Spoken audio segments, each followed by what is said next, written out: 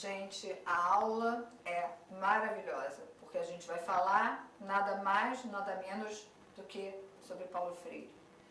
Paulo Freire. Nossa, a gente ouve tanta coisa de Paulo Freire, né? Mas será que a gente conhece Paulo Freire? Será que a gente já estudou as obras de Paulo Freire? Você já leu alguma coisa? Você conhece o que dele?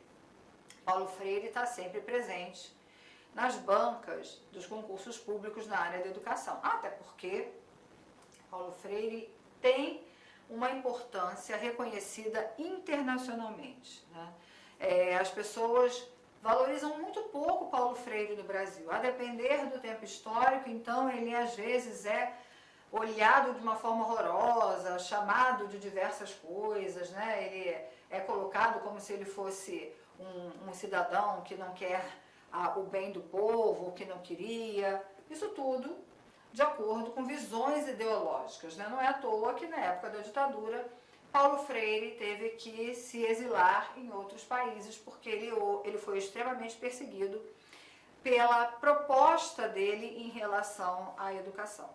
Então hoje nessa aula a gente vai conhecer um pouquinho dele e aprofundar um pouquinho a ideia deste livro aqui, que é Pedagogia da Autonomia, que é o livro que está sempre presente nas bancas lá na bibliografia dos concursos. A gente vai conhecer aqui, em linhas gerais, o trabalho dele, mas eu vou deixar aqui uma dica importante para você. Toda obra de Paulo Freire é de livre download. O que eu quero dizer com isso é que você não precisa comprar o livro. Se você quiser, você compra. Eu sou daquela que precisa do papel, né? Mas se você lidar bem com essa ideia de leitura no celular, ou no Kindle, ou no computador, você não precisa comprar o livro. Basta você ir no site de domínio público, vai lá no domínio público e baixa todas as obras de Paulo Freire. Eu acho que vai ser super interessante conhecer um pouco mais desse autor, que recebe homenagens no mundo inteiro, que é estudado no mundo inteiro, possivelmente mais estudado fora do que aqui. Então é isso, já sabe, né? Pegou o papel, pegou caneta, porque vai ter muita informação que está no slide, mas vai ter muita coisa que eu vou dizer aqui para você, especialmente para você anotar, porque sabe que essas dicas são super valiosas para você entender melhor o que se discute e para você ter mais clareza para acertar todas as questões que vão surgir lá na prova, naquela hora H, naquela hora que é a hora de mudança da vida, ok? Então vamos lá, Pedagogia da Autonomia, vocês sabem que eu sou a professora Márcia Gil, vamos começar. E eu vou começar com uma frase de Paulo Freire, que já diz muita coisa sobre ele. Ele fala assim, ó, o mundo não é, ele está sendo. Paulo Freire traz essa ideia de que as coisas não estão acabadas. Ele vai falar dessa ideia do inacabamento, de que as coisas estão o tempo inteiro em transformação, de que o mundo ele não é absolutamente nada agora, ele está sendo assim, porque ele está sempre em processo de transformação. E isso vale para tudo, isso vale para nós somos seres em processos de inacabamento, a gente só acaba quando a gente morre, porque a gente está se transformando o tempo inteiro, aprendendo novas coisas, né? Mudando de opinião, olhando as coisas de uma outra forma. Assim é o mundo, assim é a educação. A educação também passa por esses processos de inacabamento, porque a gente está numa sociedade que está em transformação e a gente precisa acompanhar essas transformações. Mas o que Paulo Freire vai falar é desse cuidado especial que a gente tem que ter com a docência, desse cuidado especial que a gente precisa ter com aqueles fundamentos que são básicos numa proposta educativa. E aí, para a gente saber um pouquinho mais dele, está aqui uma foto de Paulo Freire, né, uma das últimas fotos dele, ele morreu em 1998, para quem não sabe. Ele nasceu em 1921 no Recife, foi muito pobre, vivenciou fome na infância, era essa a situação de Paulo Freire. Ele se alfabetizou tarde, eu não coloco aqui, mas informo isso para vocês. E durante essa depressão, a crise da depressão de 1929, ele estava lá, né, com essa fome, isso aqui veio para cá, tá, gente? A pobreza e a fome da infância durante a depressão de 29. E se formou em advogado em 1959. Então até que a gente já tem um pedacinho para a gente pensar, né? Ele nasceu em 1921 e se formou advogado em 59. Ou seja, olha a idade de Paulo Freire quando ele conseguiu, então, esse seu primeiro diploma, né, ser advogado. Ele foi exilado após sofrer a perseguição do regime militar no Brasil, então nessa época que esteve fora do Brasil. Ele foi para o Chile e no Chile ele escreveu o primeiro livro dele, Pedagogia do Oprimido. A gente vai falar um pouquinho desse livro. Esse livro foi conhecido mundialmente. Foi secretário de Educação em São Paulo de 1989 a 1991 e morreu agora em 1997 em São Paulo. Agora, forma de dizer, já tem bastante tempo que ele morreu em São Paulo. Então, essa é uma muito breve biografia de Paulo Freire. Bom, vamos conhecer um pouquinho do que causou esse movimento que culminou no exílio de Paulo Freire, né? Ele criou um método inovador de alfabetização de adultos. Era método, sim, tá? Então, o que ele fez? Ele foi para o Rio Grande do Norte, numa cidade chamada Angicos. Quem quiser, busca no YouTube, tem um filme sobre Angicos, que é extremamente interessante para vocês verem, tá? Isso era em 1963. E aí, o que ele fez? Ele pegou 300 adultos, trabalhadores rurais. Sabe aquele trabalhador rural? Imagina o Rio Grande do Norte, uma cidade do interior, Angicos, na década de 60. O analfabetismo já era uma coisa imensa nesse país, mas nessa década, então, era muito complicado. Quanto mais no interior do país, quanto mais para o nordeste e norte do país você estivesse. E ele foi, então, para essa localidade. E ele pegou 300 adultos para fazer um trabalho. E ele ensinou esses 300 adultos a ler e escrever não errei não, tá, gente? É isso aqui mesmo, ó, em 45 dias.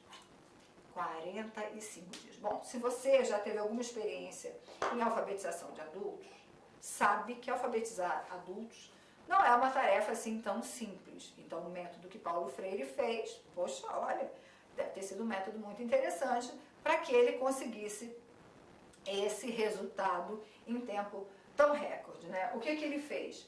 Ele desenvolveu esse método inovador, adotado primeiramente em Pernambuco. Está aqui a foto do documentário, As 40 Horas de Angicos, que eu falei que vocês podem ver, podem pegar na internet, né? Para vocês conhecerem, porque ela é muito importante. Esse método inovador, ele passava por uma ideia de que a alfabetização que era organizada para os adultos não tinha nenhuma distinção do tipo de alfabetização que era pensada para as crianças.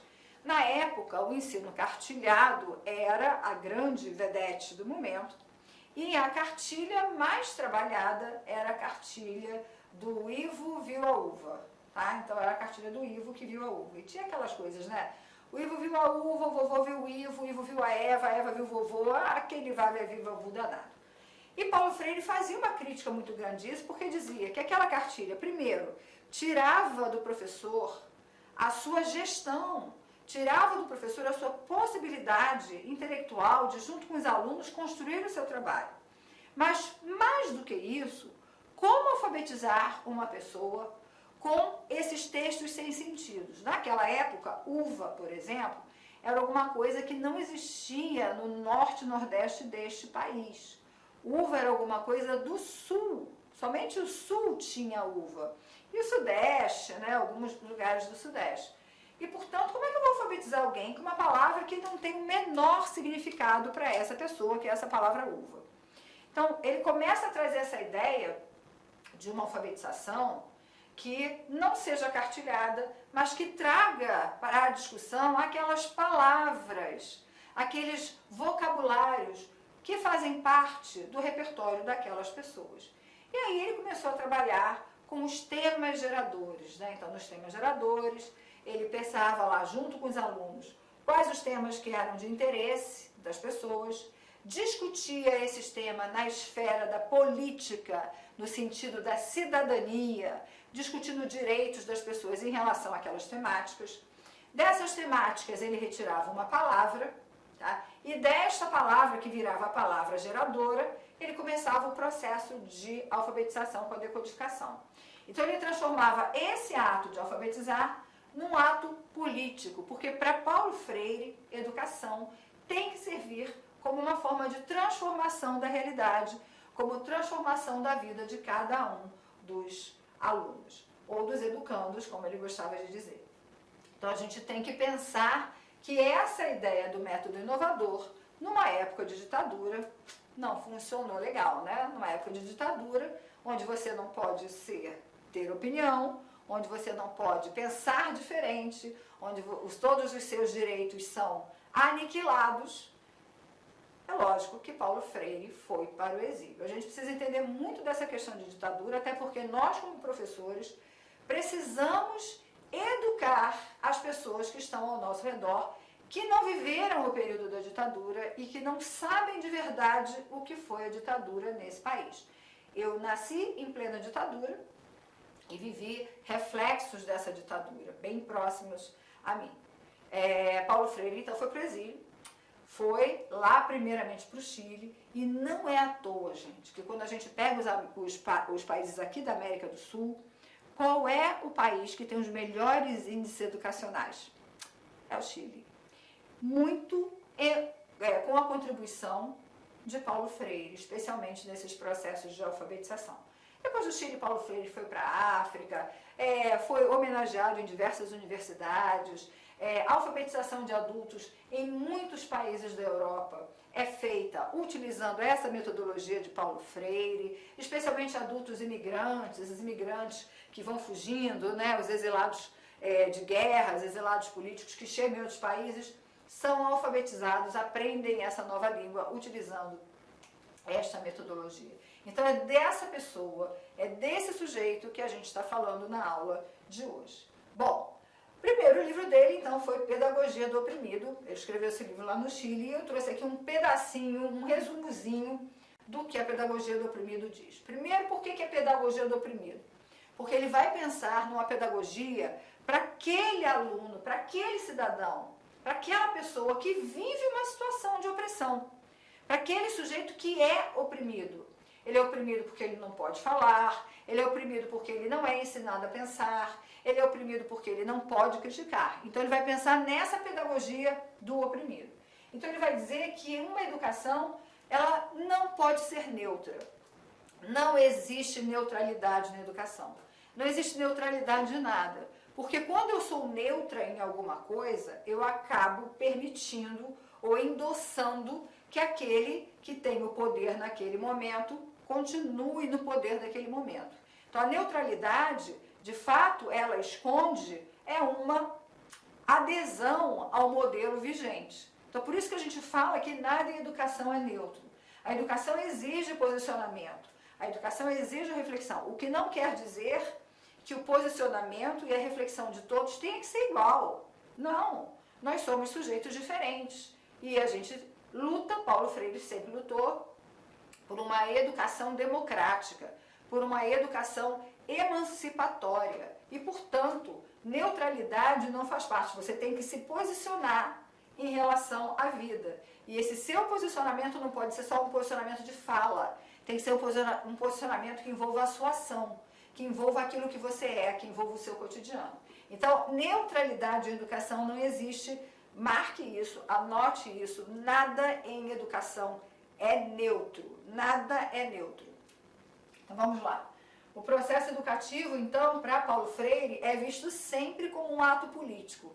Preste atenção, não é ato político partidário, é um ato político no momento em que o processo educativo emancipa as pessoas, tira as pessoas daquela sua condição de oprimido.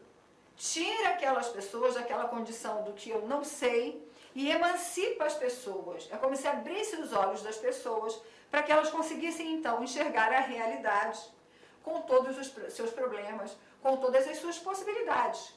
Criticar essa realidade e pensar alternativas para essa realidade. Não é uma crítica vazia, é uma crítica propositiva, é uma crítica que leva a processos de transformação.